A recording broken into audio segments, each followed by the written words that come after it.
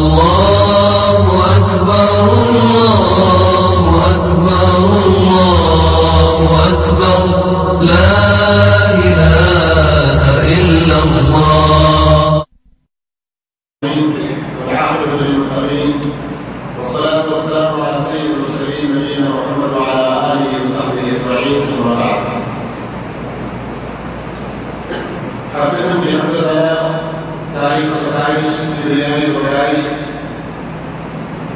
اکیلے اللہ وحدہ لا شریک لہ کے لیے لائق و زیبا ہے، جو ہمارا خالق و معبود پالدار و پروردگار اور اکیلا ہی ہم تمام کائنات کے ذرے ذرے کا معبود برحق اور وہی ہمارا وجود ہے۔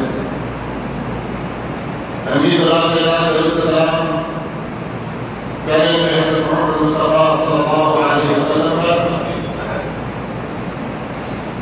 جنہوں نے اللہ عز و جل کے دین کو پوری امانت کے ساتھ ہم تک پہنچایا اور اللہ کے سچے دین کو ہم تک پہنچانے میں جو رکاوٹیں، جو مشکلات اور جس طرح کی بھی تکلیفیں اور اذیتیں آئی ان سب کو برداشت کیا اور اس دین پر استقامت کے ساتھ، ثابت قدمی کے ساتھ پوری طرح جم کر کبھی بھی کسی بھی لالچ یا کسی بھی خوف،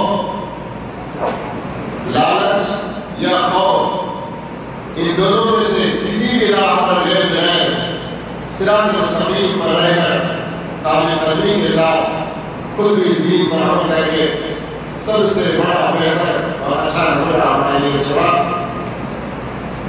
میرے محترم بھائیوں، آپ کو پتا ہے کہ آج جس موضوع پر میں گفتگو کرنے والا ہوں وہ ہے دین پر استقامت۔ پہلے ہم یہ بات سمجھنے کی کوشش کریں گے کہ دین پر استقامت کا کیا مطلب ہے،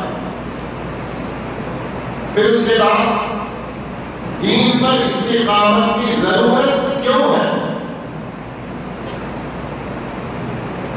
تیسری گفتگو یا تیسری بات ہوگی دین پر استقامت کے ساتھ رہنے کا ہمیں فائدہ کیا ہے۔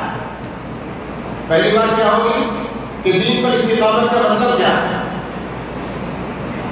آج کی گفتگو کا دوسرا حصہ ہوگا دین پر استقامت کی ضرورت کیا ہے، کیوں، اس کی کیا اہمیت ہے۔ تیسرا حصہ ہوگا کہ استقامت کے ساتھ رہنے میں ہمارے لیے فائدے کیا ہیں، اور وقت ساتھ دے تو انشاءاللہ استقامت پر رہنے کے لیے مفید و معاون اسباب کیا ہیں۔ اسی درمیان اللہ کے فضل و توفیق سے استقامت پر جو رہے اور جن کی زندگیاں استقامت پر گزری ہیں ان کے کچھ نمونے بھی انشاءاللہ آپ کے سامنے آئیں۔ استقامت کیا ہے میرے بھائیوں؟ ہم قرآن مجید میں سب سے پہلی سورت جس کی کم سے کم 17 مرتبہ حدیث تلاوت کرتے ہیں، کون سی سورت؟ سورہ فاتحہ۔ اللہ عز و جل سے دعا کرتے ہیں اہدنا الصراط المستقیم، یہ استقامت سے ہی مستقیم، بالکل سیدھے چلنا، ذرا بھی دائیں بائیں نہ ہونا، ٹیڑھے نہ ہونا، اس کا اپوزٹ انحراف، اعوجاج، ٹیڑھا بتاتا ہے۔ اور آپ جانتے ہیں کہ اللہ عز و جل نے ہمیں دنیا میں بے وصل پیدا کیا ہے، کیا بے وصل ایسی لوگوں کے لیے ایک انتہائی اہم مقصد کے لیے پیدا کیا، اور اس مقصد پر ہم کیسے اس کو پورا کر سکتے ہیں اسی کے لیے اس نے قرآن مجید اتاری۔ تو اس قرآن کے بارے میں کیا فرمایا؟ الحمدللہ الذی انزل علی عبدہ الکتاب ولم یجعل لہ کی وجہ قیمہ، قیم استقامت کا جو اصل مادہ ہے اسی سے قیم بھی. تمام قسم کی تعریفیں اس اللہ عز و جل کے لیے ہیں جس نے اپنے بندے پر کتاب کو نازل کیا. اور وہ کتاب کیسی ہے؟ وَلَمْ يَجْعَلْ لَهُ عِوَجًا قَيِّمًا. اس کتاب کو اللہ نے ٹیڑھا نہیں بلکہ بالکل سیدھے راستے.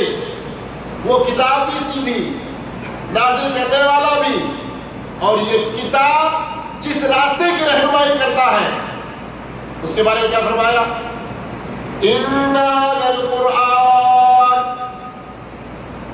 بے شک یہ قرآن جس راستے کی رہنمائی کرتا ہے، اِنَّ هَذَا الْقُرْآنَ يَهْدِي لِلَّتِي هِيَ أَقْوَمُ.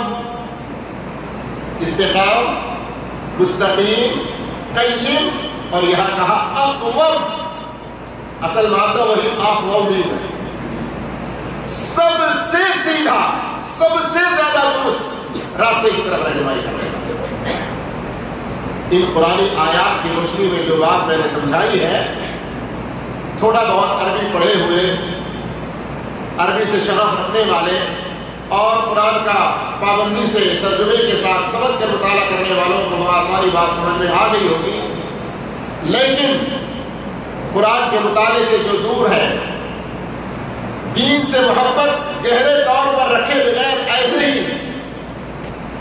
جیسے زندگی چل رہی ہے، تو ذرا ان کی بھی سمجھ میں آنے کے لیے میں بتاؤں، استقامت کا معنی یہ ہے کہ اللہ رب العالمین نے زندگی گزارنے کے لیے جو طریقہ ہمیں دیا ہے صرف اسی طریقے پر چلتے رہے، اس سے ذرا بھی دائیں بائیں نہ ہو.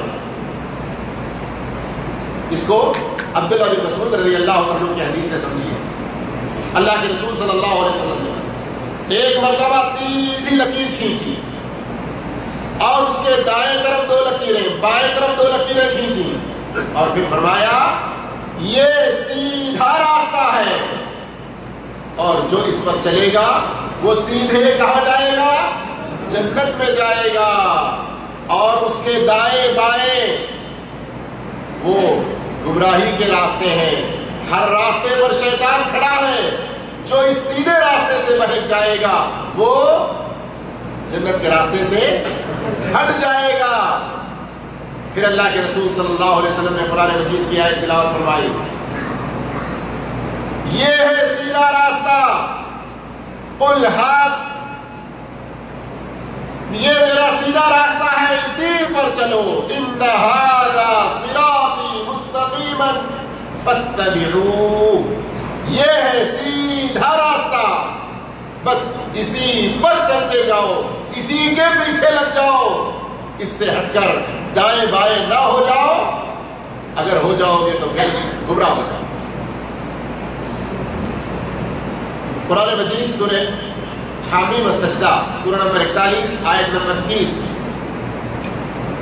اور اسی طرح سورہ احقاف سورہ نمبر 46 آیت نمبر 13 میں ان الذین قالوا ربنا اللہ ثم استقاموا، بے شک وہ لوگ جنہوں نے کہا کہ ہمارا رب اللہ ہے، پھر اس پر جم گئے، ڈٹ گئے، بالکل سیدھے رہ کر وہ اس راستے پر چلنے لگے. اس آیت کی تفسیر میں حضرت ابو بکر صدیق رضی اللہ تعالیٰ عنہ نے فرمایا، اس کا مطلب یہ ہے کہ جب اللہ کو رب مان لیا پھر اس پر استقامت کا معنی یہ ہے کہ اس کے سوا کسی اور کی عبادت میں نہ لگ جاؤ، اس کے ساتھ کسی بھی طرح کا شرک نہ کرو. حضرت عمر رضی اللہ تعالیٰ عنہ نے فرمایا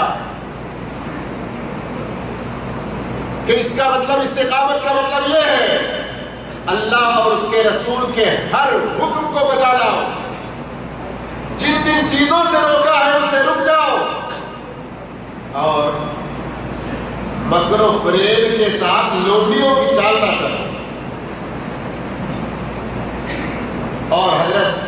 عثمان بن عفان رضی اللہ تعالیٰ عنہ نے فرمایا استقامت کا معنی یہ ہے کہ ہر کام بالکل سیدھے اخلاص کے ساتھ کیا جائے، اخلاص کے ساتھ۔ اس طرح میرے بھائیوں، نبی کریم صلی اللہ علیہ وسلم کی استقامت کے حوالے سے جو اور حدیثیں آئی ہوئی ہیں ان کو اگر ہم دیکھیں گے تو یہ معنی واضح ہوتا ہے کہ استقامت کا معنی یہ ہے کہ دین پر جمے رہنا۔ اور اللہ رب العالمین نے سورہ آل عمران آیت نمبر 102 میں جو حکم دیا، یا ایھا الذین آمنوا اتقوا اللہ حق تقاتہ، اے ایمان والو اللہ سے جیسے ڈرنے کا حق ہے ویسے ڈرو، ولا تموتن الا وانتم مسلمون، اور تمہاری موت اس حال میں ہو کہ تم مسلمان ہو۔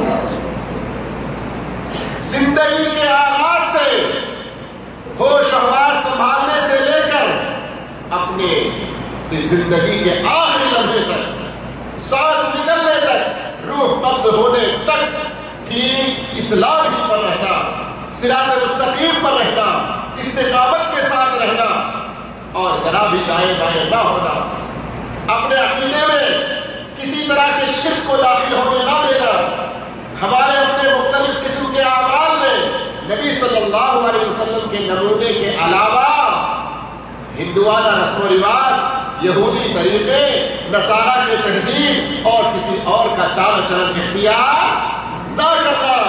عبادات ہو یا ہمارے معاملات ہو یا ہمارے اخلاق و کردار ہو یا ہمارا دنیا کا کوئی بھی زندگی کا کام کیسے ہو، جیسے اللہ اور اس کے رسول صلی اللہ علیہ وسلم نے بتلایا ہے۔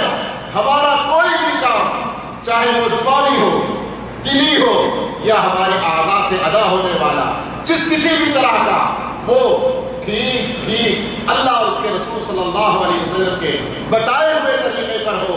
اس سے ہٹ کر اگر ہوگا تو یہ گمراہی کی طرف جائے گا اور استقامت کے خلاف ہوگا۔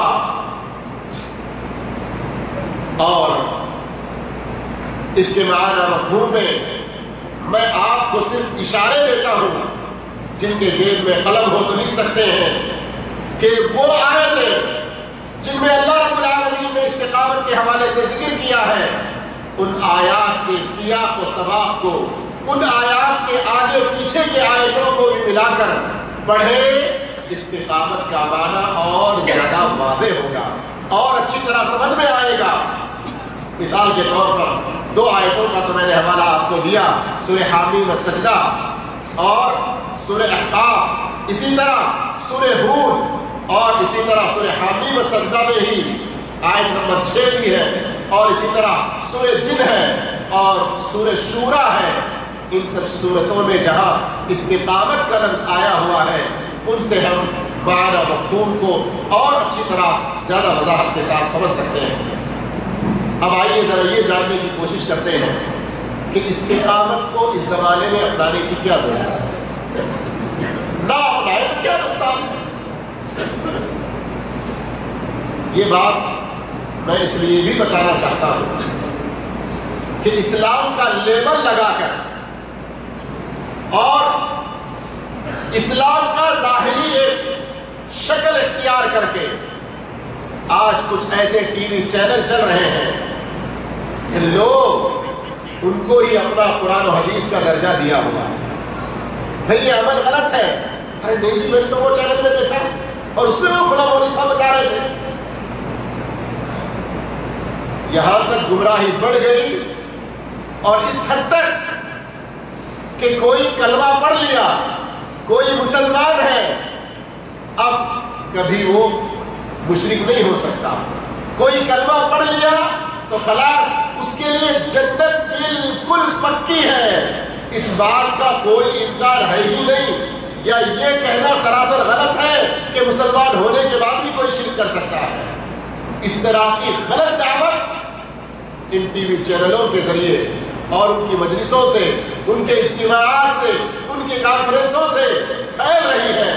اور قرآن میں اللہ رب العالمین کیا کہہ رہا ہے سورہ یوسف میں؟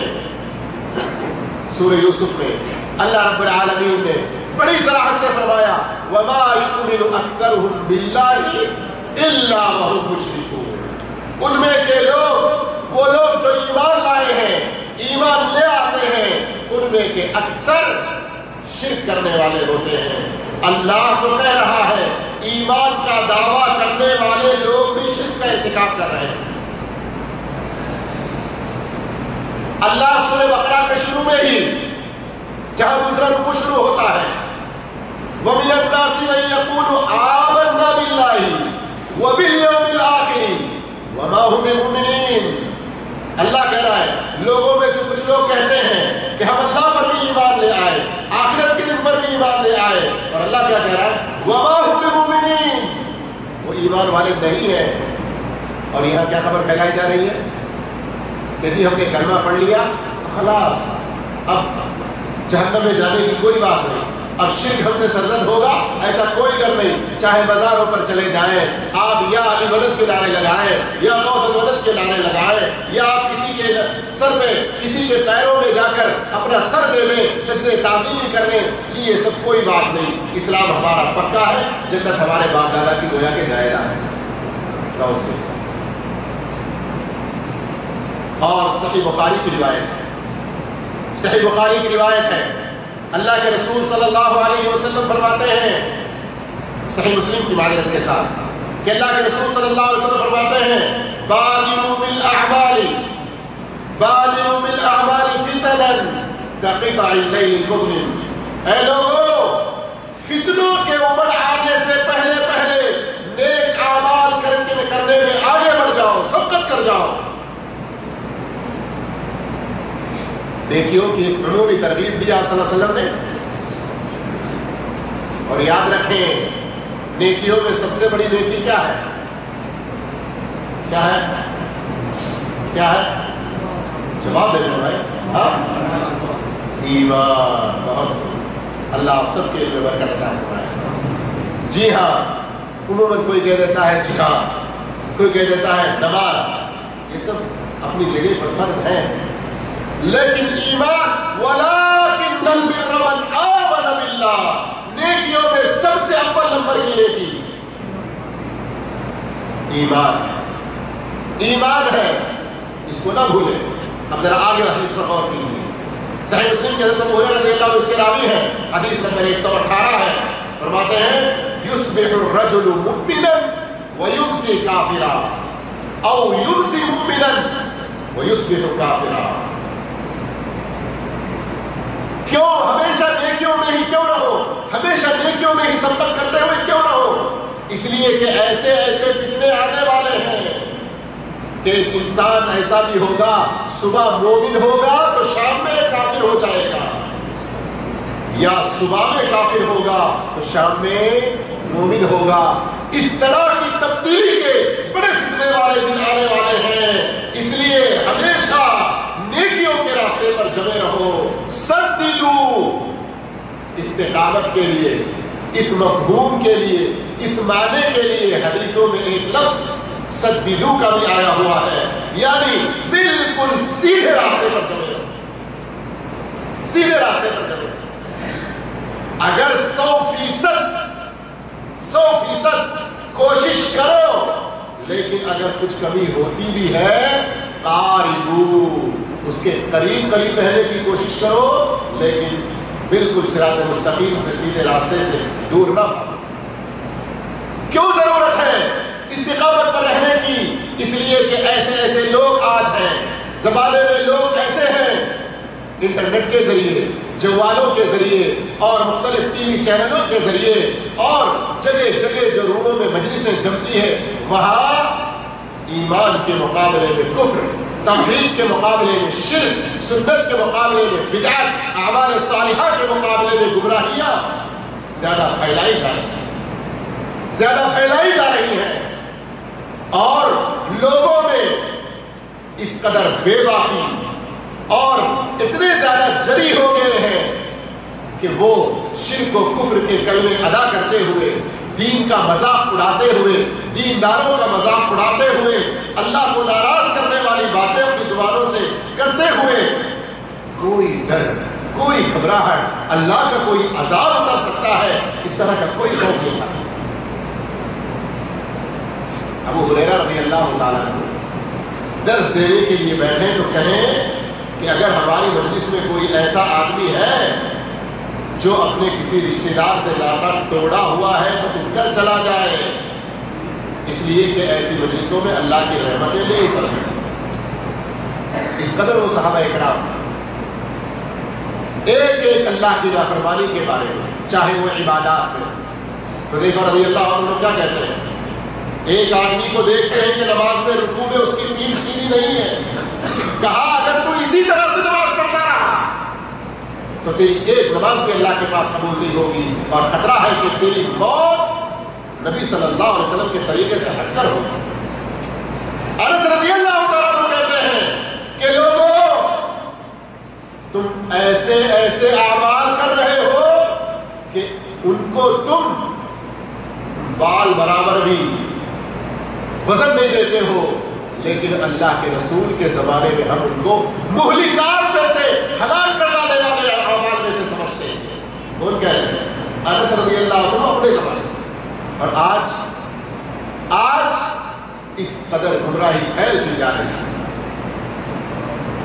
اس قدر گمراہی پھیلتی جا رہی ہے، اللہ کے خلاف، اللہ کے رسول کے خلاف، اللہ کے دین کے خلاف۔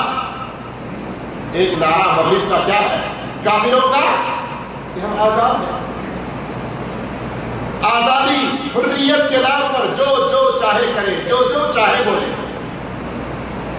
کفر کے بکواس کرے، اللہ کے رسول کے شان کے خلاف فلمیں بنائی جائے، بنانے والوں کو کہا جاتا ہے کہ یہ لوگ اپنی آزادی کر رہے ہیں، ان کو اپنی آزادی اور منمانی کرنے کی اجازت ہے، اس لیے کہ ہر انسان کیا ہے، آزاد ہے۔ اگر کوئی دین پر ٹھیک طریقے سے عمل کرے تو وہ کیا ہے، آتنکواد ہے، وہ کیا ہے، کٹر پنتھی ہے، وہ کیا ہے، شدت پسند ہے۔ کوئی حجاب پہنے مسلم عورت تو وہ دقیانوسی پن ہے، یہ دین پر شدت ہے، اور اگر کوئی ننگی ہوتی ہے تو یہ اس کی آزادی ہے۔ کیسے جھوٹے نعرے ہیں ایسے وقت میں جب دین پر چلنے کو بدنامی کا نام دیا جا رہا ہے، دین پر چلنے والوں کے خلاف سازشیں کی جا رہی ہیں، ایسے وقت میں استقامت کی بہت سخت ضرورت ہے، استقامت کی بہت سخت ضرورت ہے۔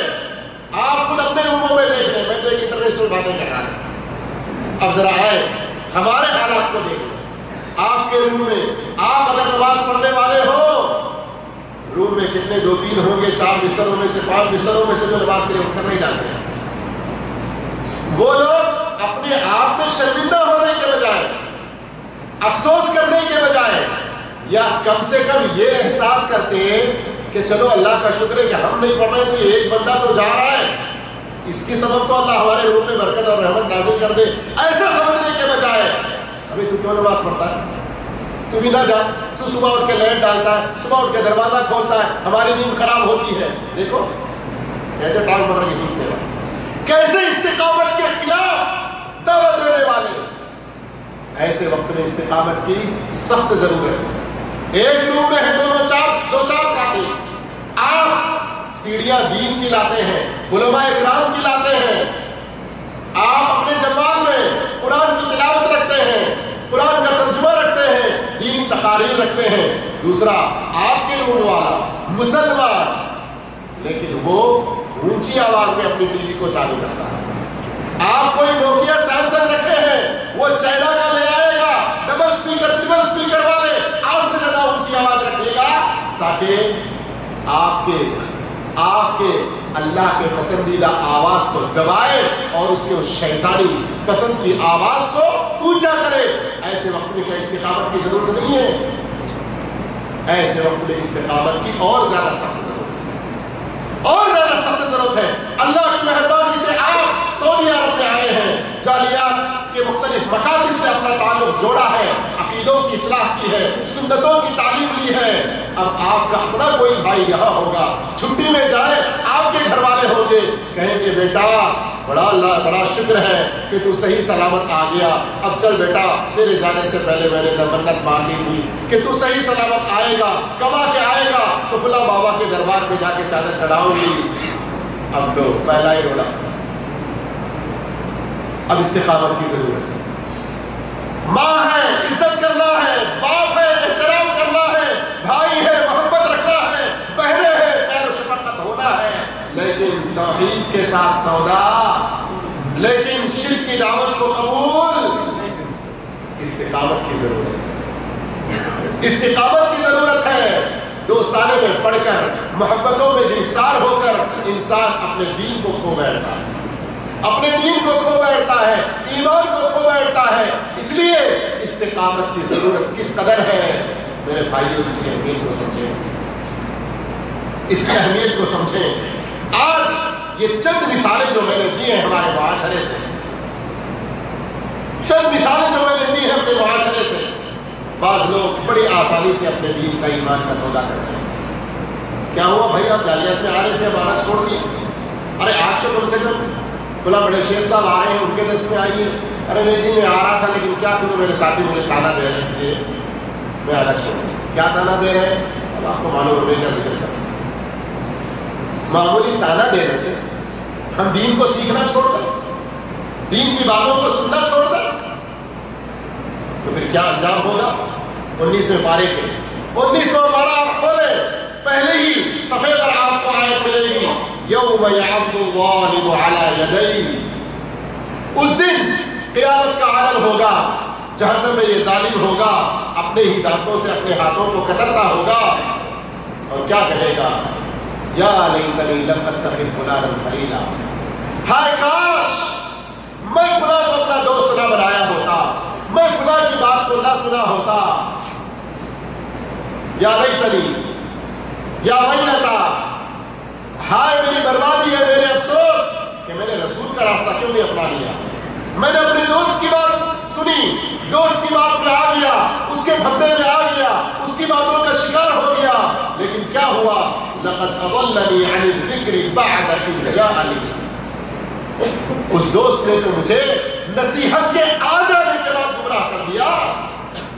لیکن وہاں پچھتانے کا کیا فائدہ ہو؟ بڑے قرآن ایسے دوستیوں کو بالکل نہ چھوڑیں، ان کو سدھارنے کی کوشش کریں. سدھار نہیں سکتے تو چھوڑ دیں، کہیں ایسا نہ ہو کہ خربوزہ خربوزے کو دیکھ کر پکڑ لیں. اچھے بکریوں میں بیچ میں بیمار بکری ہو تو ساری بکریاں اچھی نہیں کرتی، کیا ہوتا؟ وہ بھی بیمار ہو جاتی. مثالیں مشہور ہے نا. سدھارنے کی صلاحیت نہیں ہے تو ان سے دوستی کو چھوڑے، خود گمراہ نہ ہو. استقامت کی ضرورت بہت زیادہ ہے. صحابہ کے دور کو یاد کریں، ویسی مصیبت ہمارے اوپر ہے. جیسے بلال پر مصیبت آئی، خباب پر مصیبت آئی، خبیب پر مصیبت آئی، عمار پر، یاسر پر، سمیہ پر، عثمان بن عفان پر، اور کتنے صحابہ اکرام رضوان اللہ تعالی علیہم اجمعین، ان کے اوپر جو مصیبتیں آئیں. آج دین پر چلنے میں اتنی بڑی مصیبتیں تو ہم کو نہیں آ رہی ہیں، لیکن کیوں ہم بہت جلد اپنے دین کا، ایمان کا، توحید کا، سنتوں کا سودا کر دیتے ہیں.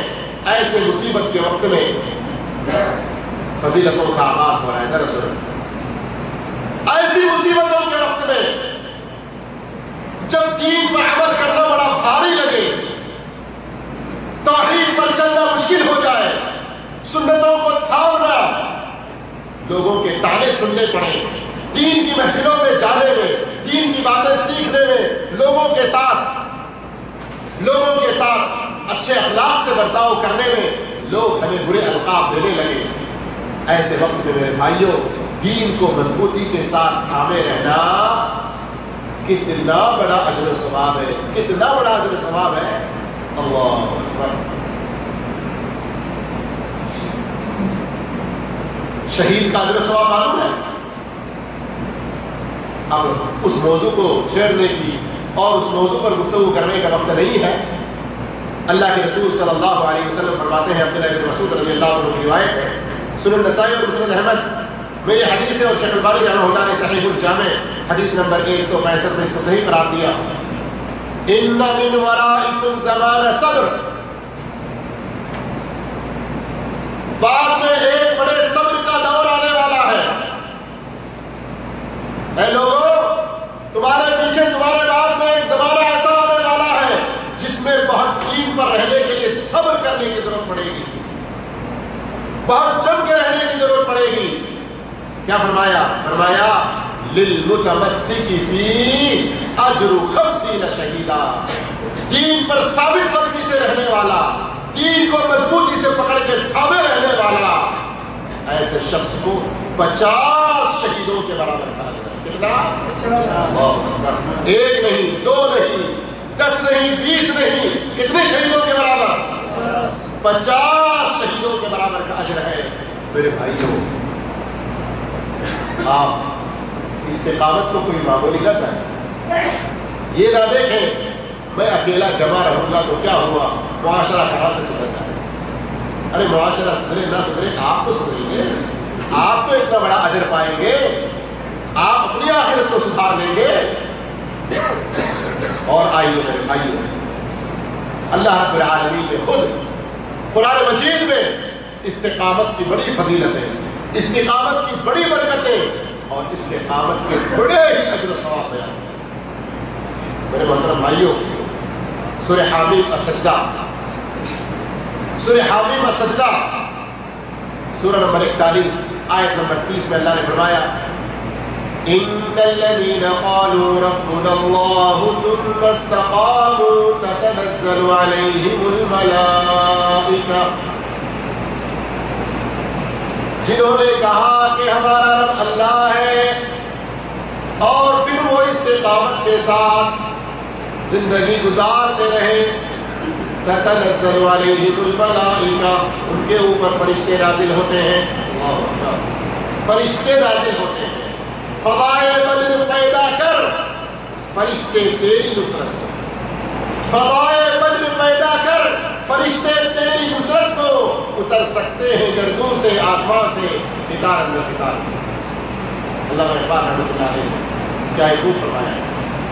دنیا کی زندگی میں یہ اللہ رب العالمین کا بڑا انعام و اکرام ہے کہ استقامت کے ساتھ رہیں گے، دین پر جمے رہیں گے، 2 رنگ چھوڑ دے 1 رنگ ہو جا، سراسر موم ہو یا سنگ ہو جا، 2 رنگی پر چھوڑ دے، ایک اللہ کے دین پر استقامت کے ساتھ رہیں۔ اللہ نے سب سے پہلے خوشخبری یہ دی کہ فرشتے تمہارے پاس اترتے رہیں۔ اب اس کی تفسیر میں جائیں گے، دنیا کی زندگی میں مختلف مرحلوں میں فرشتوں کی مددیں ساتھ ہوتی ہیں، بالخصوص موت کے وقت۔ جی ہاں، کیا آپ نہیں چاہتے کہ آپ کی موت اچھی حالت میں ہو؟ کیا آپ نہیں چاہتے کہ جب آپ کی روح قبض ہو تو کہاں سے فرشتے آئے؟ جنت سے یا جہنم سے؟ کہاں سے بھائی؟ جنت سے۔ تو اس کے لیے کیا چاہیے؟ استقامت کے راستے پر رہنا چاہیے۔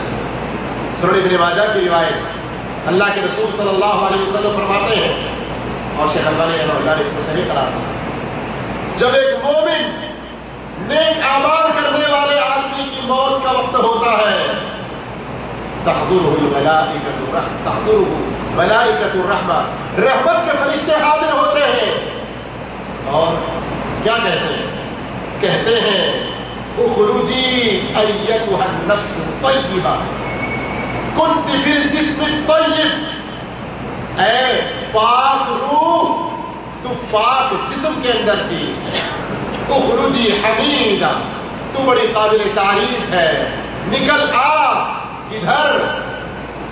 اپنے اس رب کی طرف، اس رب کی طرف، رب کی رحمتوں کی طرف، اس کے جنت کی خوشبوؤں کی طرف، اور اس رب کی طرف جو تیرے اوپر غصے میں نہیں ہے۔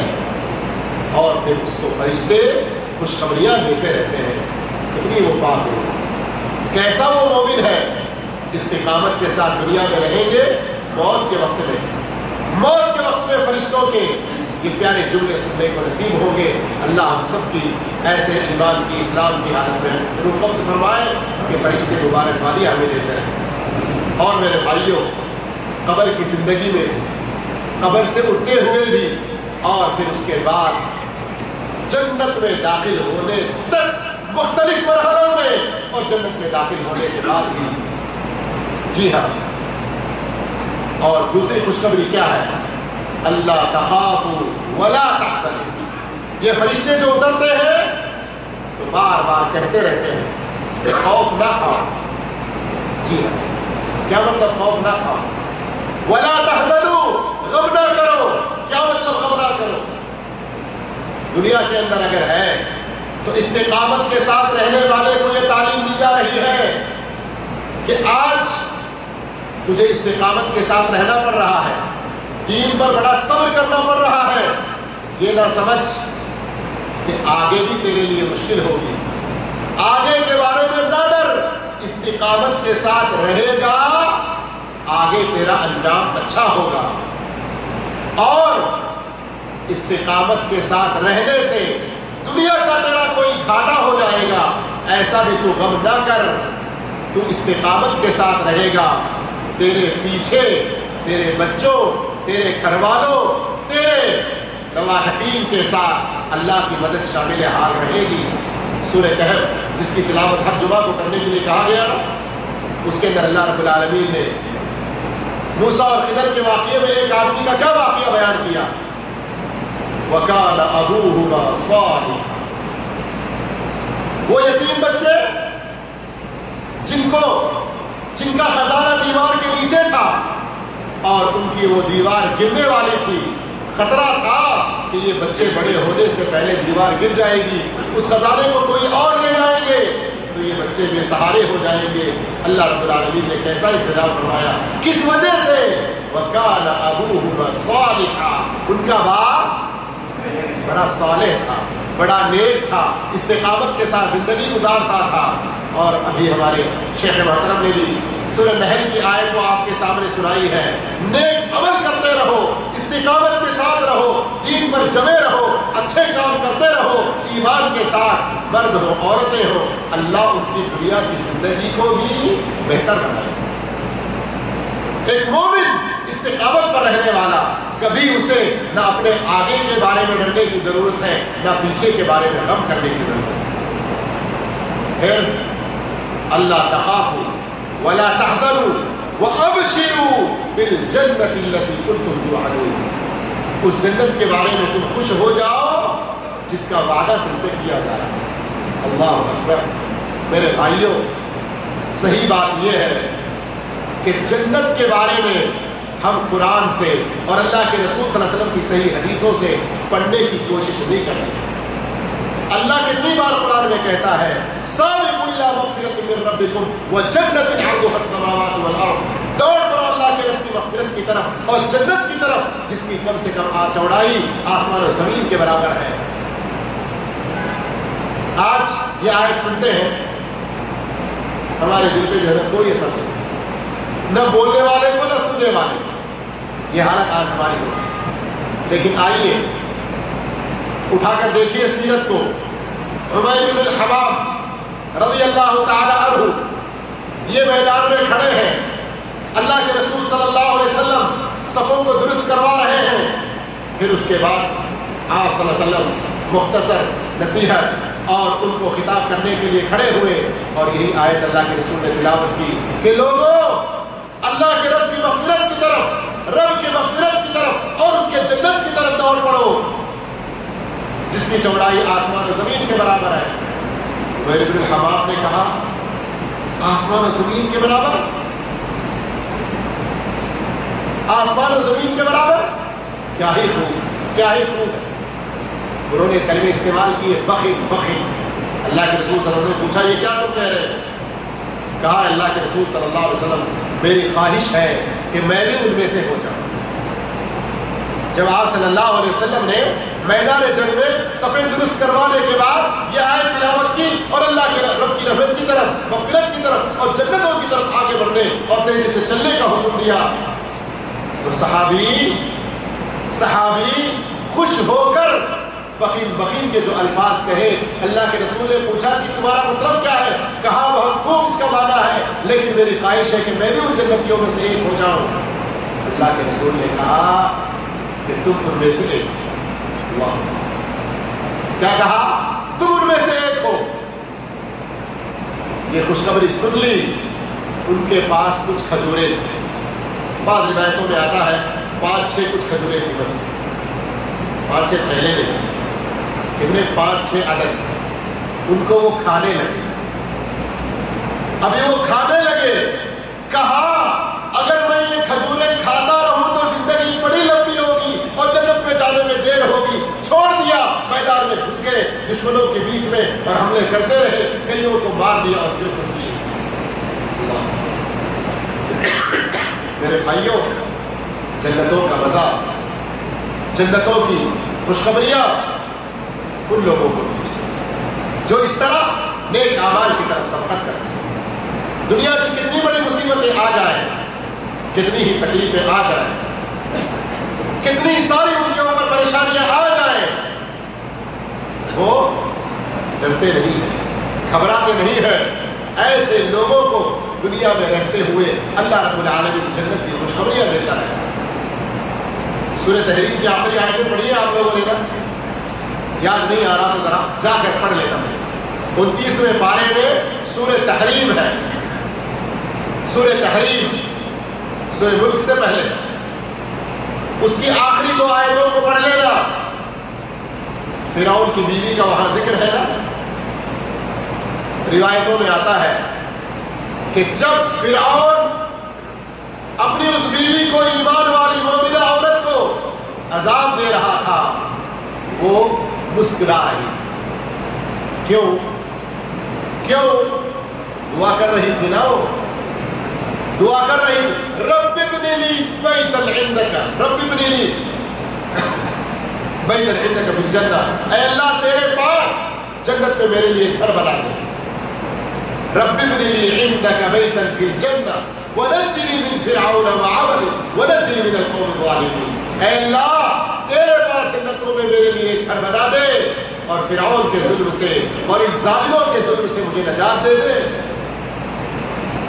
روایتوں میں آتا ہے کہ فرشتہ جنت میں ان کا جو گھر ہے وہ ان کو دکھا رہا تھا, اس لیے وہ اسے دیکھ کر مسکرا رہی تھی. کتنی بڑی خوش نصیبی ہے. یہ نہ سمجھو یہ ہمیں نصیب نہیں ہو سکتا. استقامت اختیار کر کے تو ہم دیکھیں.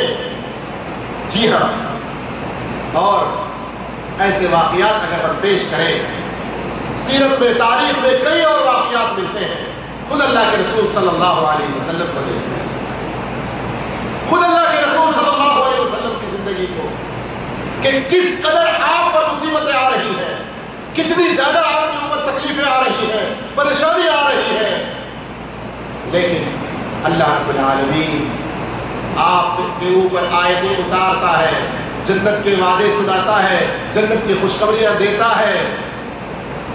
اب کہیں گے تو اللہ کے رسول کی بات ہے, اللہ کی نگرانی میں ہے, ہم کہاں پہنچ سکتے ہیں؟ ایسا نہ کہیں. عمار, یاسر, سمیہ رضی اللہ عنہم اجمعین, ان کا تو واقعہ بڑا ہوگا, ان کا تو واقعہ سنا ہوگا. عمار بھی شہید ہو گئے, سمیہ رضی اللہ تعالیٰ عنہا بھی ظالم ابو جہل فرعون ہذہ الامہ کے ہاتھ شہید ہوئے. لیکن جب اذیتیں ان کو دی جا رہی تھی, اللہ کے رسول صلی اللہ علیہ وسلم کو گزر ہو رہا, کیا کہا؟ اصبروا یا آل یاسر فإن موعدکم الجنہ, صبر کرو اے آل یاسر, تمہارا ٹھکانہ جنت میں ہے. یہ تسلیہ اور یہ دلاسے دیتے ہوئے گزر رہے ہیں, اور وہ لوگ اذیتیں برداشت کرتے ہیں. بلاخر سمیہ اسلام کی پہلی خاتون شہیدہ تھا. میرے بھائیوں, استقامت پر آئے, دوستوں کے تانوں سے نہ ڈریں. ہمارے سے بڑے جو مدیر یا ہم سے بڑے جو مینیجر کمپنی میں داڑیاں رکھ کر جانے سے, شلوار اوپر رکھ کے جانے سے, نماز کو اول وقت جانے سے, نفل روزوں کی پابندی کرنے سے, قرآنوں کی تلاوت کرنے سے, ساتھی ہم سے بڑے یا کوئی اور اس طرح کے نیک کاموں سے بھلے وہ ناراض ہوتے ہو جائے, لیکن آپ اللہ کے دین پر جمے رہنے کی کوشش کریں. دنیا میں جنت کی خوشخبری آپ کو ملتی رہے.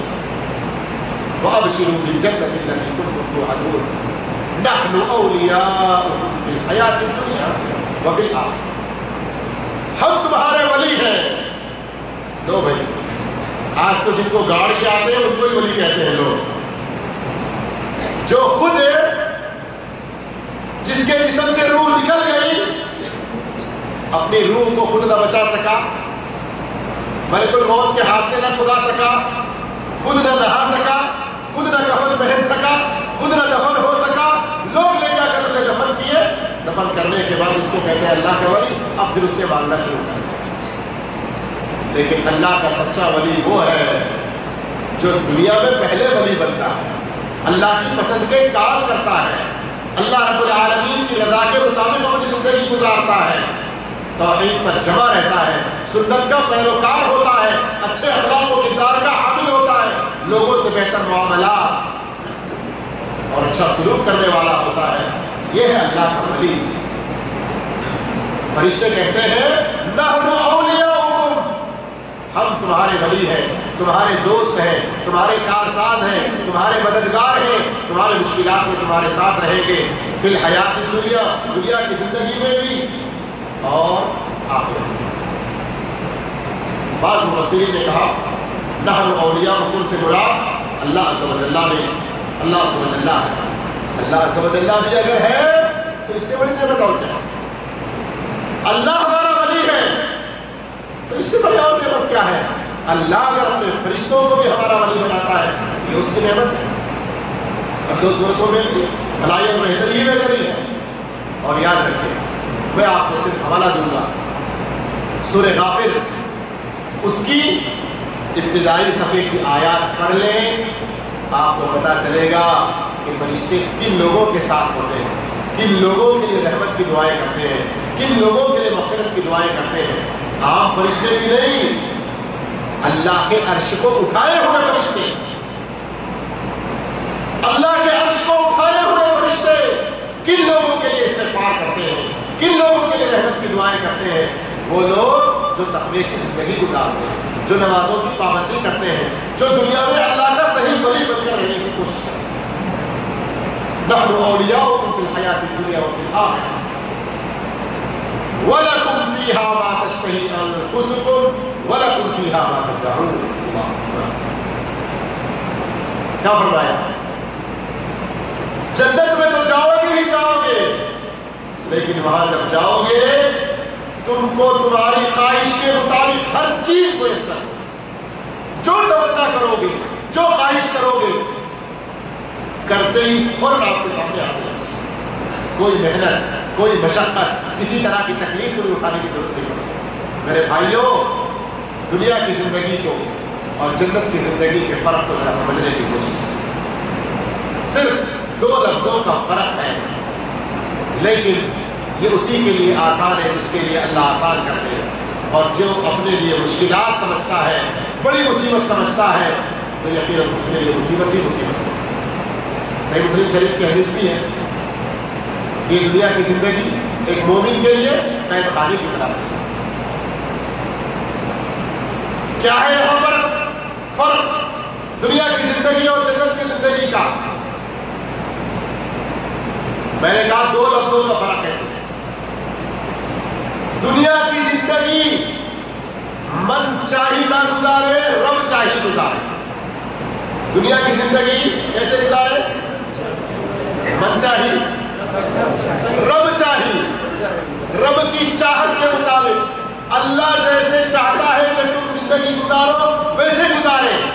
رب چاہی زندگی گزارے، من چاہی زندگی نہ گزارے.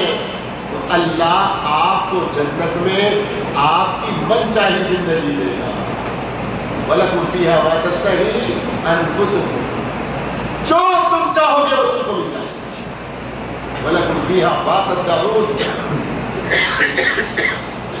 بعض مفسرین کہتے ہیں کہ یہ 2 الفاظ ایسے پیارے ہیں، وَلَكُمْ فِيهَا مَا تَشْتَهِي أَنفُسُكُمْ وَلَكُمْ فِيهَا مَا تَدَّعُونَ. یہ 2 پیارے جملے کہ انسان جنت میں ابھی اس کے دل میں کوئی خیال آئے گا کہ مجھے یہ نعمت چاہیے، فوراً اس کے سامنے آ سکتا، بولنے تک کی نوبت نہیں آئی. اس لیے میرے بھائیوں، دیکھنے کو بڑے 2 ہی چھوٹے لفظ سے من چاہی، رب چاہی. دنیا کے اندر امتحان ہے، آزمائش ہے اسی چیز. اللہ نے ہمیں خواہشات دی, اللہ رب العالمین نے ہمیں چوائس دیا ہے, اللہ نے ہمیں پسند دی ہے, لیکن کیا کہا؟ صاف طور پر فرمایا الم نجعل له عینین ولسانا وشفتین وہدیناہ النجدین.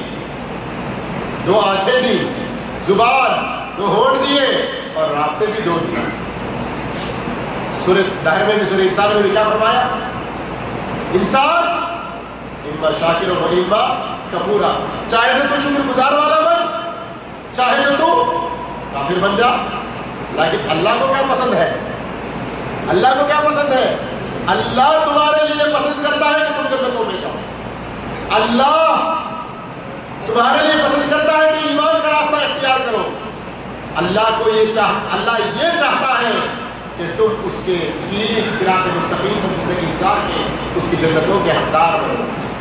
جی ہاں, اسی لیے اللہ رب العالمین نے صحیح مسلم کی اس حدیث میں جنت کے بارے میں بھی ہم سنے ہیں نا, میں مختصر اشارہ دیتے ہوئے چلتا ہوں کہ اللہ کے رسول حضرت موسیٰ علیہ السلام نے اللہ سے پوچھا ہے, اللہ جنت میں سب سے ادنا درجے کا جو جنتی ہے, ادنا درجے کا, اس کو کیا ملنے والا ہے, ذرا مجھے بتا دے.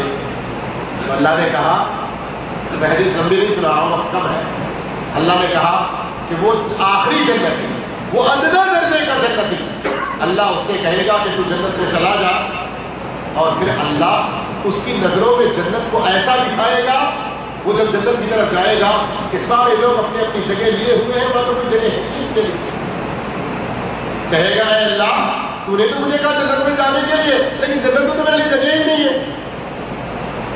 اللہ کہے گا بندے تجھے کتنی جنت چاہیے, کیا تو راضی ہو جائے گا, کیا تجھے پسند ہے کہ دنیا کے بادشاہوں میں ایک بادشاہ کو سب سے بڑی جو دولت, سب سے بڑی سلطنت, سب سے بڑا جو ملک ملتا ہے اتنا بڑا تجھے ملے؟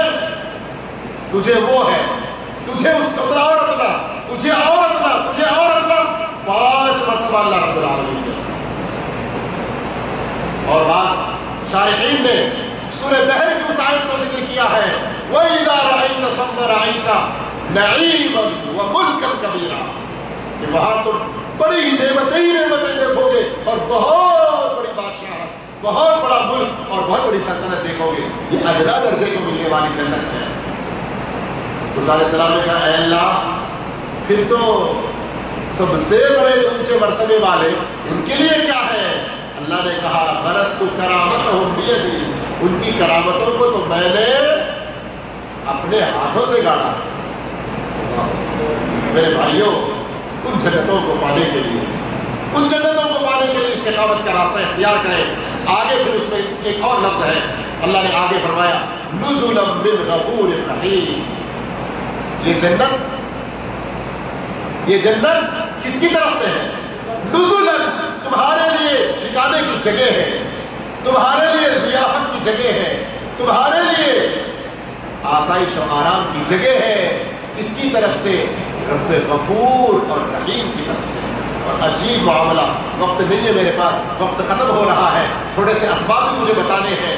یہاں اللہ نے نزلن کہا, پھر اس کے بعد کہا غفور الرحیم. اللہ کی صفتیں تو کئی ساری ہیں نا, کئی سارے اس کے نام ہیں, لیکن یہاں ان 2 ناموں کو ذکر کرنے میں بھی ایک بہت بہترین اس کے اندر حکمتیں اور بہت نکتے ہیں, لیکن ابھی وقت نہیں ہے. ان کو آپ تفسیروں میں تلاش کرنے کی کوشش کریں, اس سے ہمارے اندر رغبت اور بڑھے گی, استقامت میں رہنے کی ہم کوشش کرتے ہیں.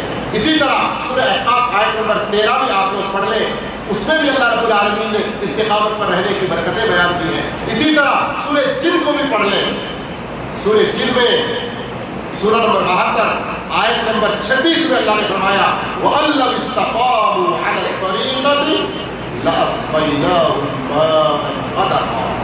اگر وہ استقامت پر ہوتے تو انہیں ہم بے شمار بے حساب ان کو نعمتیں عطا کرتے, بے حساب نعمتیں عطا کرتے, یہ دنیا میں بھی اور آخرت میں بھی. تو استقامت کے فائدے اور برکتیں ہیں کہ نہیں ہیں؟ یقیناً ہے میرے بھائیوں, اس ایمان کی ضرورت ہے. اللہ رب العالمین ہم سب کو ایمان اپنانے کی توفیق عطا فرمائے. استقامت ہمارے اندر پیدا کیسا ہو؟ میرے بھائیوں, اس کے لیے کئی سارے اسباب ہیں, کئی سارے طریقے ہیں, لیکن میں وقت کی تنگی کی وجہ سے مختصر چند اسباب کو ذکر کر دیتا ہوں۔ سب سے اول نمبر پر یہ ہے کہ آپ اپنے قرآن سے رشتہ جوڑیں، قرآن سے رشتہ جوڑے رکھیں۔ اللہ رب العالمین نے سورہ تکویر کے آخر میں کیا فرمایا؟ سورہ تکویر کے آخر میں فرمایا یہ رب العالمین کی طرف سے ذکر ہے، یہ رب العالمین کی طرف سے نصیحت ہے۔ اس قرآن کے بارے میں فرمایا اور کہا لمن شاء منکم ان یستقیم، جو تم میں سے استقامت اختیار کرتا ہے، جو تم میں سے استقامت اختیار کرتا ہے وہ اختیار کرے اس قرآن کے ذریعے۔ اور شروع میں ہی ہم نے آیتیں پڑھ دی، قرآن سے بہتر استقامت کا راستہ بتانے والا کوئی اور نہیں۔ ان هذا القرآن یہدی للتی هی اقوم۔ اس لیے آج ہم لوگوں کی گمراہی کا سب سے بڑا ذریعہ، سب سے بڑا سبب قرآن سے دور ہونا ہے۔ آپ کہیں گے کہ جی رمضان میں تو اتنے سارے قرآن ختم کرتے ہیں، آپ تو کچھ کتابوں میں لال کی کتابوں میں پڑھتے ہیں کہ ماشاءاللہ کتنے سارے لوگ ہیں اپنے قرآن کے نصاب پڑھ کے رکھتے ہیں، کتنے سارے مردوں کو بخشتے رہتے ہیں۔ بس وہ طوطا مہینے کا پڑھنا ہو گیا، اس لیے وہ بخشوانے میں ہی وہ چل رہے ہیں، ہمارے استقامت کا ذریعہ نہیں بن رہے، اس لیے ہماری موت بھی ہو رہی ہے نعوذ باللہ تو شرک پر، بدعات پر اور دوسرے خرافات پر ہو رہی ہے، بظاہر ہماری شکلیں مسلمان جیسی۔ اس لیے استقامت کی زندگی توحید، سنت اور نبی کریم صلی اللہ علیہ وسلم کے مطابق اگر گزرنا ہے میرے بھائیوں، قرآن سے رشتہ جوڑیں، قرآن سے رشتہ جوڑیں۔ اور قرآن سے رشتہ جوڑنے میں بھی ابھی لمبی بات ہو جائے گی، مختصراً قرآن کو اچھے طریقے سے پڑھیں، سمجھ بوجھ کر پڑھیں، غور و فکر کے ساتھ پڑھیں، عمل کرنے کے لیے پڑھیں، شفا حاصل کرنے کے لیے پڑھیں، ان مقاصد کے لیے پڑھیں۔ نمبر 2، استقامت حاصل کرنے کے لیے اچھی صحبت اختیار، صحبت صالح ترا صالح کنن، صحبت طالح ترا طالح کنن۔ اچھی صحبت کی مثال اللہ کے رسول نے کیا دی ہے؟ کیا دی ہے؟ خوشبو، عطر والے، عطر کی دکان والوں سے، عطار سے، عطر کی دکان والوں سے آپ دوستی کرنے کی۔ اور اگر برے صحبت کی مثال کیا دی آپ نے؟ کھٹی والے سے۔ معلوم ہے نا وہ مثال تو حدیث میں۔ اور یہاں میں آپ کو 99 آدمیوں کو جس نے قتل کیا اور توبہ کا ارادہ اس کا ہوا، جا کر ایک عابد سے پوچھا، اس نے کہا تیری توبہ نہیں، چل اتنے ان کو مارنے کے بعد تجھے اللہ معاف کرے گا، تو اس کو بھی کر کے سنچری پوری کر دیا۔ اس کے بعد ایک عالم ملا، علم والا ملا، اس نے کیا کہا؟ تیری توبہ قبول ہوگی، تیرے اور اللہ کے بیچ میں کون آنے آ سکتا ہے، لیکن یاد رکھ جہاں سے تو آیا ادھر سے ادھر نہ جا۔ کہاں جانا؟ فلاں بستی میں چلا جا، وہاں پر نیک لوگ، صحبت اچھی اختیار کریں، نیک لوگوں کی صحبت اختیار کریں۔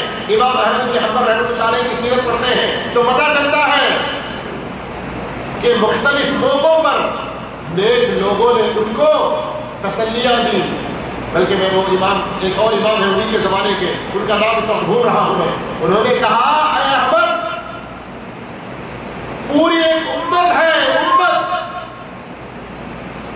ان کے ماروں سے ڈر کر تو ان کے آفر کو قبول نہ کرنا، ورنہ ساری امت گمراہ ہو جائے گی۔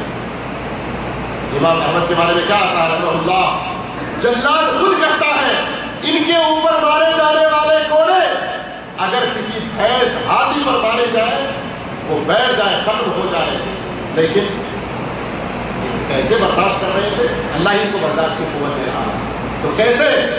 اللہ رب العالمین کے فضل و توفیق کے بعد استقامت کے ساتھ وہ جمے رہے اور ان کو وصیتیں کرتے رہے کچھ نیک لوگ، حتیٰ کہ ان کو وصیت کی ایک چور نے دی جو اس وقت کا سب سے بڑا مانا جانے والا ڈاکو ابو الہیثم ڈاکو۔ میرے بھائیوں، اچھوں کی صحبت اختیار کریں، لیکن کبھی کوئی اچھی بات کسی غلط آدمی سے بھی ملے تو اچھی بات کو قبول کریں۔ تیسرا سبب استقامت پر رہنے کے لیے، استقامت اختیار کر کے اس پر پوری پابندی کے ساتھ رہنے کے لیے میرے بھائیوں، قرآن پہلا ہم نے کہا، دوسرا صحبت اچھی اختیار کرنا، تیسرا بلکہ یہ سب سے بڑا اہم سمجھیں، ہمیشہ اللہ سے دعا کرنا۔ استقامت کے لیے اور دعا زبانی نہیں ہونا. دعا صرف زبانی نہیں ہونا. آج ہماری کیا حالت ہے؟ پڑھ لیتے ہیں تاریخ میں یا صحابی کے بارے میں، اللہ کے رسول نے بتایا فلاں امام صاحب نے، فلاں نیک آدمی نے یہ دعا پڑھی، اس کی وہ مصیبت دور ہو گئی. ہم آ کے بیٹھ کے جو ہے 100 مرتبہ پڑھتے رہتے ہیں. دل میں یہی سوال رہتا ہے کہ میں پہلی بار پڑھوں تو ہی مصیبت چلی جائے. اخلاص نہیں رہتا. ان کلمات، ان دعاؤں کا جو معنی مفہوم ہے ان کو سمجھ کر پڑھنے کی ہم کوشش نہیں کرتے. دل سے دعا نکلے، دل سے جو بات نکلتی ہے اثر رکھتی ہے، پر نہیں طاقت پرواز مگر رکھتی ہے. دل سے دعائیں کریں. اور اللہ کے رسول صلی اللہ علیہ وسلم نے جو دعائیں سکھائی ہیں، مثال کے طور پہ یا مقلب القلوب ثبت قلبی علی دینک، یا مصرف القلوب صرف قلبی الی طاعتک. اور اس کے علاوہ اللہم اہدنی وسددنی، اللہم اہدنی وسددنی. اور پھر قرآن مجید میں بھی ربنا لا تزغ قلوبنا بعد اذ ہدیتنا، اور ربنا افرغ علینا صبرا وثبت اقدامنا. قرآن کی دعائیں، رسول اللہ صلی اللہ علیہ وسلم کی بتائی ہوئی دعائیں ہیں. ان دعاؤں کا میرے بھائیوں بکثرت اہتمام کرتے رہیں، اس لیے کہ دعا یہ بہت بڑا ہتھیار ہے. دعا بہت بڑا ہتھیار ہے کہ اللہ سے جس قدر استقامت کا سوال کرتے رہیں گے اس قدر ہمیں برکت ہوگی. اب اور تفصیل میں جائیں گے ہم تو اور بھی بہت سارے اسباب ہوں گے، لیکن یہ 3 اسباب میں نے جو ذکر کیے ہیں انشاءاللہ ان کے اندر ہی آ جائیں گے. مثال کے طور پہ کئی علماء علم حاصل کرنا بھی لکھتے ہیں، یہ تو سب سے بڑی چیز ہے. لیکن قرآن سے، اللہ کے رسول صلی اللہ علیہ وسلم کی صحیح حدیثوں سے ہم اپنا رشتہ جوڑیں گے، بغور پڑھتے رہیں گے. یہ علم کا سب سے بڑا اہم ذریعہ ہے، اس لیے ہم نے علم کو الگ سے ذکر نہیں کیا. اور بعض علماء نے اس چیز کو بھی ذکر کیا ہے کہ نیک لوگوں سے ہم پوچھتے رہیں کہ ہم استقامت پر رہنے کے لیے کیا آپ نصیحت کرتے ہیں. تو ہم نے نیک لوگوں کی صحبت جو ذکر کی تو اس میں انشاءاللہ وہ چیزیں آ ہی جائیں گی. اور قرآن مجید کی اس آیت کو بھی جو سورہ کہف میں ہے علماء بڑی اہمیت کے ساتھ ذکر کرتے ہیں، وَاصْبِرْ نَفْسَكَ مَعَ الَّذِينَ يَدْعُونَ رَبَّهُمْ بِالْغَدَاةِ وَالْعَشِيِّ. آپ ان لوگوں کے ساتھ جمے رہیے، ان لوگوں کے ساتھ مضبوط اپنے تعلق کو جوڑے رکھیے. کون ہے وہ؟ جو صبح و شام اپنے رب سے دعائیں کرتے رہتے ہیں، جو صبح و شام ہمیشہ اللہ کی عبادت میں مشغول رہتے ہیں. یریدون وجہہ، جو جنت میں اللہ کے چہرے کو دیکھنے کی خواہش رکھتے ہیں، جو ہر عمل اللہ کی رضا اور اخلاص کے لیے کرتے ہیں. ولا تعد عیناک عنہم، اور ان سے آپ اپنی نظریں بھی پھیر کے نہ رہیں. یہ نیک لوگوں کی صحبت اختیار کرنے کی. اور بعض علماء نے اخلاص بھی ذکر کیا. اخلاص، استقامت کے لیے اخلاص، ہر کام اخلاص کے ساتھ کرنا، یہ بھی استقامت حاصل کرنے کا ایک بہت بڑا ذریعہ ہے. تو یہ بھی دعا میں آ جائے گا کہ ہر دعا، ہر کام، ہر علم اخلاص کے ساتھ ہونا چاہیے. بہرحال واقعات اور قصے بہت سارے ہیں، لیکن چونکہ بھائی نے کہا تھا کہ 10:35 10:40 تک آپ ختم کرنے کی کوشش کریں، اور ابھی تقریباً 10:45 پونے 11 کے قریب وقت ہونے آ رہا ہے. اس لیے ہم چاہتے ہیں کہ اس موضوع کے بارے میں، اس عنوان پر جو کتابیں آئی ہیں اپنی اردو زبان میں، اور دوسرے بہت اہم بڑے بڑے مشائخ کی جو تقریریں آئی ہیں ان کو بار بار سنتے ہیں. اور ہمارے موجودہ زمانے میں استقامت پر رہنے والوں کے بھی کچھ واقعات ہیں، ان کو بھی سنتے رہیں. ساتھ ساتھ استقامت پر جو لوگ نہیں ہیں کس طرح سے ان کو نقصان ہو رہا ہے، ان کے بھی کچھ واقعات کو کبھی سنتے رہیں. اس طرح سے ہمارے اندر استقامت پیدا ہونے کے لیے بہت سارے سبب اسباب اور ذرائع ہوں گے. اب اللہ سے دعا کرتے ہیں کہ ٹوٹی پھوٹی جو بھی ہم نے باتیں قرآن حدیث کی روشنی میں اور سلف صالحین کے واقعات کی روشنی میں بیان کرنے کی کوشش کی ہے, اللہ تعالیٰ اسے شرف قبولی سے نواز کے اللہ تعالیٰ سب سے پہلے مجھے استقامت عطا فرمائے اور آپ تمام بھائیوں کو بھی اور سارے ہی مسلمانوں کو استقامت کے ساتھ اپنی زندگی گزارنے کی توفیق عطا فرمائے اور استقامت کے لیے جو اسباب ہیں ان اسباب کو صحیح طور پر اختیار کرنے کی توفیق عطا فرمائے اور اللہ تعالیٰ ہم سب کو دنیا میں جب تک زندہ رکھے تو استقامت کے ساتھ زندہ رکھے اور موت دے تو ایمان اور اسلام کی حالت میں اور فرشتے نازل ہو کر خوشخبریاں دیتے رہیں. اللہ رب العالمین ہم سب کو توفیق عطا فرمائے. اللهم اهدنا وسددنا يا مقلب القلوب ثبت قلوبنا يا مصرف القلوب صرف قلوبنا ربنا لا تزغ قلوبنا بعد إذ هديتنا وهب لنا من لدنك رحمة إنك أنت الوهاب. ربنا أفرغ علينا صبرا وثبت أقدامنا وانصرنا على القوم الكافرين. سبحان ربك رب العزة عما يصفون وسلام على المرسلين والحمد لله رب العالمين.